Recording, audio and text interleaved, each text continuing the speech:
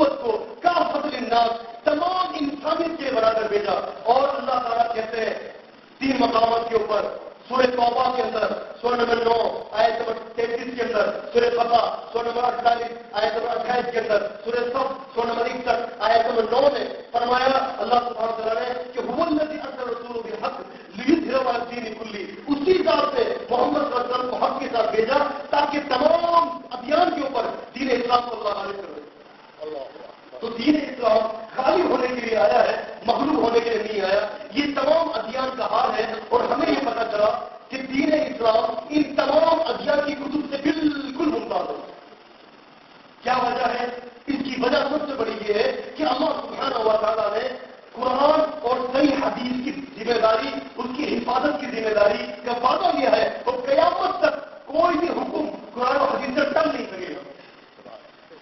کوئی بھی ایک حکم. بہت سارے کرٹیسزم کھڑے ہوئے، بہت سارے لوگوں نے اعتراض کیا قرآن مجید کے اوپر، صحیح حدیث کے اوپر، لیکن الحمدللہ نبی کریم صلی اللہ علیہ وسلم نے جس شریعت کی ترویج کی اس کی آبیاری اب ہو رہی ہے الحمدللہ. تو وہ شریعت اللہ تعالیٰ کی طرف سے ہے اور جو چیز اللہ تعالیٰ کی طرف سے ہے اس میں کوئی انسانیت مل کر کوئی بھی ایک نقطہ بھی آگے پیچھے نہیں کر سکتے. اللہ تعالیٰ کہتے ہیں سورہ حجر میں سورہ نمبر 15 میں اور آیت نمبر 9 میں اِنَّا نَحْنُ نَزَّلْنَا الذِّكْرَ وَإِنَّا لَهُ لَحَافِظُونَ. اس ذکر کو، اس شریعت کو میں نے اتارا، اس کی حفاظت بھی میں نے کرنی. تو قرآن و سنت ایک ایسا کمپلیمنٹری ہے، ایک ایسا لازم و ملزوم ہے کہ کوئی شخص بھی، کوئی گروہ کتنی ہی سازشیں کرے لیکن قرآن و سنت کی حقیقت کو دور نہیں کر سکتا. نبی کریم صلی اللہ علیہ وسلم کی حدیث صحیح بخاری جلد نمبر 13 کتاب الفتن حدیث کا نمبر 70-61 نبی علیہ السلام فرماتے کہ جب دجال ایک شخص کو قتل کرے گا، قتل کر دے گا، اس کو پھر پتا کرے گا. وہ شخص جو قتل ہوا وہ یہ کہے گا کہ تو مجھے اب دوبارہ قتل نہیں کر سکتا، اس لیے کہ حدثنا رسول اللہ صلی اللہ علیہ وسلم حدیثا، ہمیں محمد صلی اللہ علیہ وسلم نے یہ حدیث بتائی کہ دجال دوبارہ جس شخص کو قتل کرنا چاہے گا قتل نہیں کر سکے گا. الحمدللہ پتہ یہ چلا کہ صحیح بخاری کی حدیث قیامت تک محفوظ ہے.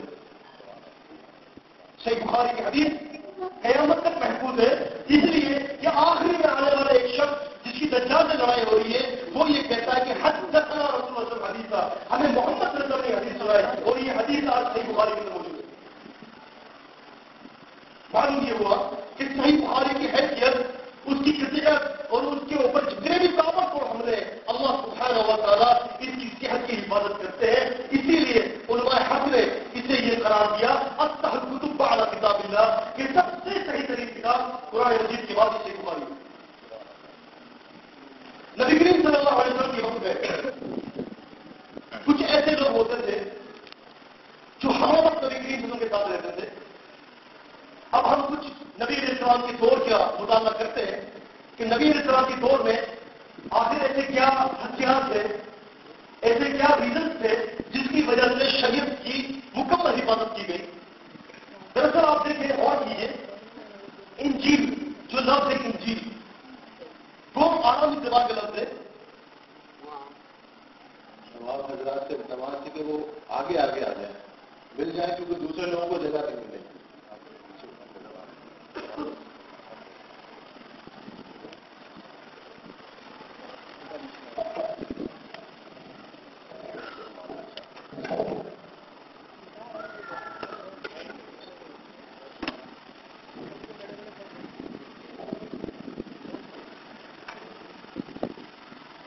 نبی کریم صلی اللہ علیہ وسلم کے وقت میں جو انجیل تھی وہ انجیل جو الفاظ ہے وہ عبرانی زبان کے الفاظ ہے. اس کا مطلب یہ ہے کہ خوشخبری.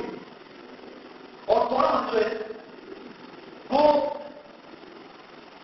عربی زبان ہے، عبرانی زبان، اور اس کا مطلب ہے قانون کے. قرآن کا مطلب قانون کے. تقریباً قرآن کے اندر موجودہ بائبل کے اندر تقریباً 400 سے زیادہ انبیاء علیہ السلام کا ذکر ہے، لیکن 400 سے زیادہ انبیاء علیہ السلام جتنا بھی ذکر کیا گیا ہے اس میں سے کئی انبیاء علیہ السلام کی عزت کے پرچے اڑانے کی کوشش کی ہے موجودہ بائبل میں. آپ کے سامنے میرے استاد حفیظ اللہ قاری صاحب نے کئی مقامات آپ کے سامنے میرے خیال سے پیش نہیں کیا کہ بائبل میں کس طرح سے انبیاء علیہ السلام پر الزامات لگائے ہیں. بائبل کے اندر انبیاء علیہ السلام کی عظمت کے اوپر چھوڑ ہے. خیر موجودہ जितने भी अल्लाह सुब्हान अल्लाह ने आपको से सहायक उठाए हैं उनकी तादाद तकरीबन 315 बयान की जाती है। कितनी बयान की जाती है? 315। उन 315 में जो मुस्तकिल जो कुतुब थी वो 4 थी, तौरात, इंजील, ज़बूर और कुरान मजीद। इसके अलावा जो 311 जो थी वो किस चीज के ऊपर मुश्तमिल थी, ये सोचने की बात है। वो चीज थी अंबिया अलैहिस्सलाम की वही पर मुश्तमिल थी। अल्लाह सुब्हानहू व तआला ने तकरीबन 24,000 अंबिया या 1,24,000 जो रिवायत है, हालांकि सनदन वो ज़ईफ है, लेकिन जो मशहूर है कि 1,24,000 अंबिया को भेजा, लेकिन मुस्तकिल झूठ सिर्फ 311 को मिले, बाकी को क्या मिला? बाकी को क्या चीज दी अल्लाह ने? तो वो इस बात के ऊपर दलालत है कि बाकी को वही खफी दिया है, जिसको हम कहते हैं असल और आसान इस तरह के अंदर कि नबियों की हदीस है।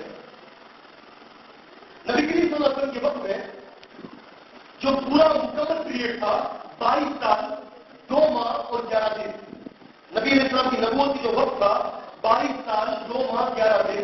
नबी अलैहिस्सलाम ने इतने दिन जिंदा रहे नबूवत के बाद 22 साल 2 माह और 11 दिन।